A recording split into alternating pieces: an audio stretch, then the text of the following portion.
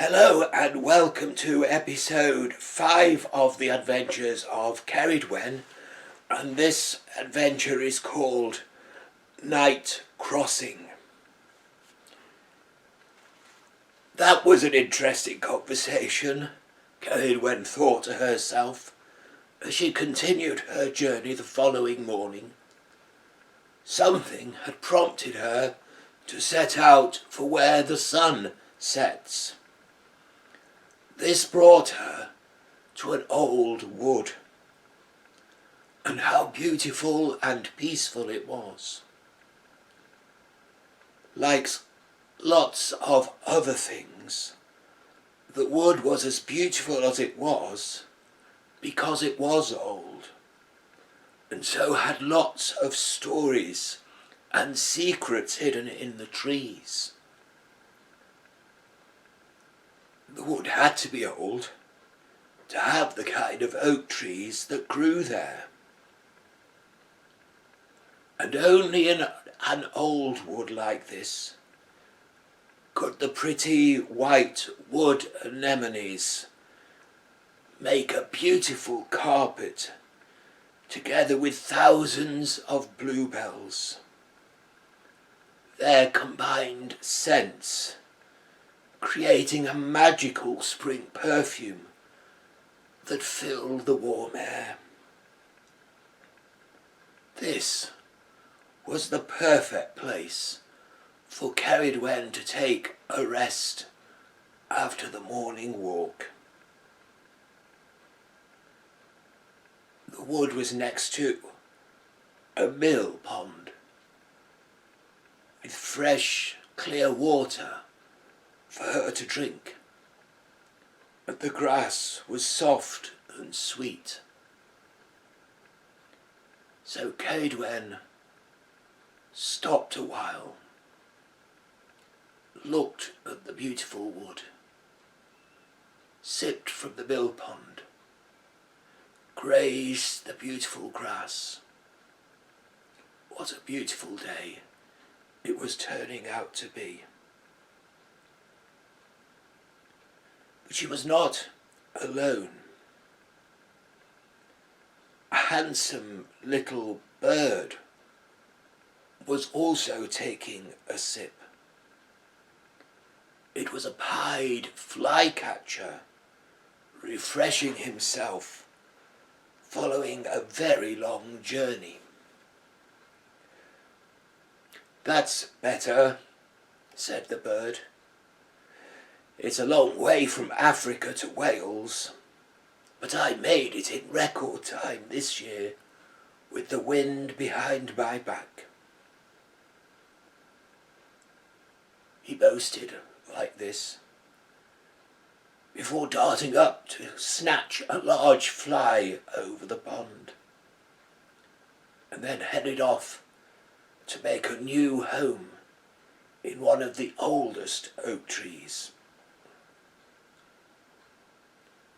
"Isn't it wonderful," Ceridwen thought, "how trees and birds look after each other like that?" Then she set off once again, following the sun, making her way to the west. So far, Ceridwen's journey had been across mountains and hills. As she got nearer to where most of the humans live, it became much trickier to move around safely. When evening came, she found herself next to a very, very busy road. Lots and lots of cars and big lorries came one after another, very fast, very noisy, very smelly, and very, very dangerous. Crossing a road as busy as the A55 for animals had to be done at night. And even then, you had to be extremely careful. So Ceridwen waited. After a while, a long while, when even the moon seemed to be falling asleep, Ceridwen heard a rustling sound, then a snuffle, followed by a grunt. "I've not seen you before," said a deep voice that clearly came from something that slept underground. It was a badger, her white stripes looking like a high-vis jacket. "I'm the crossing," the troll said to Badger. "If you could wait a couple more minutes, we will try and dodge the traffic." And so it was that Ceridwen found herself edging across the scary road with a badger, 2 rabbits, a hedgehog, and a frog.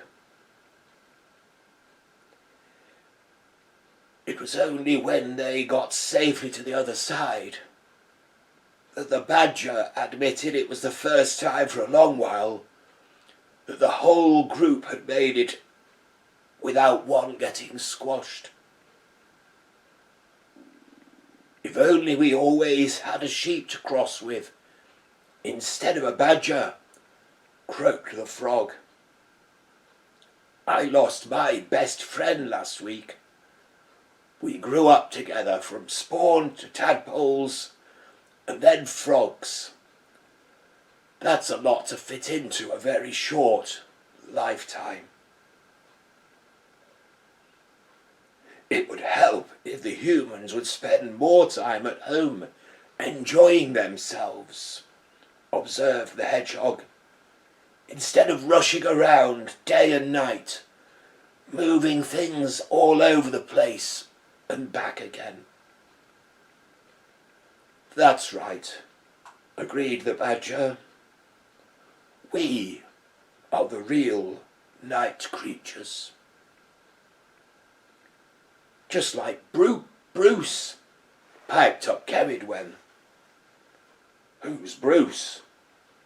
"He's a bat I met last night," she said, "and a very good listener."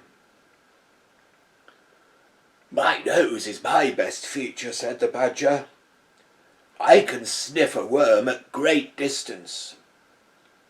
And then there are these," she added, showing off her big front claws. "I can dig all night with these," she said, "if necessary." And then, before Ceridwen could say another word, the badger offered to meet her early the following morning to set her on her way. And then she disappeared beneath a hedge. When Ceridwen turned round, all the other creatures had disappeared as well. "Well, that was another eventful day," Ceridwen said gratefully to the sky. "Tonight's poem will be interesting." And with that, she lay down for a sleep. Well, you know what I'm going to say now. The invitation, of course, is to create a poem, long or short, that might have been in the dream that Ceridwen had that night, having been in that beautiful spring wood, and then making that perilous crossing over a very busy road. Again, meeting lots of new friends along the way. So there you have it, and thank you for listening, and I look forward to seeing you for the next episode.